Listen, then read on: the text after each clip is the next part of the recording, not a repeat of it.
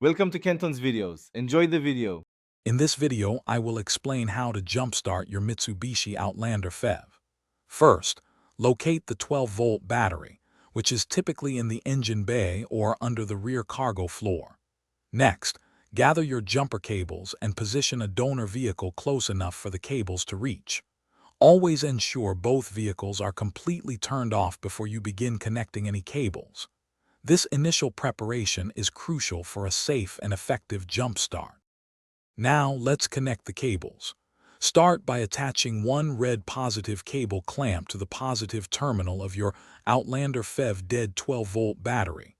Then, connect the other end of the red positive cable to the positive terminal of the donor vehicle's battery.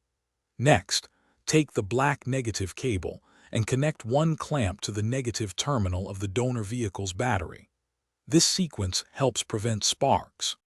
For the final connection, attach the remaining black negative cable clamp to an unpainted metal surface on your Outlander PHEV, away from the battery. This acts as a ground.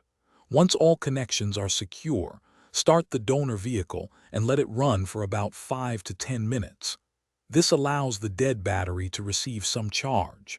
After this period, try starting your Mitsubishi Outlander PHEV. Once your Outlander PHEV starts, disconnect the cables carefully. Remove the black negative cable from your PHEV metal surface first, then from the donor vehicle. Next, remove the red positive cable from the donor vehicle, and finally from your PHEV. Drive your vehicle for at least 20 minutes to ensure the battery recharges fully. Also, check the description below for a link to some fantastic leak-proof meal prep containers and other great deals. Thanks for watching. Thanks for watching. Consider subscribing if we helped you.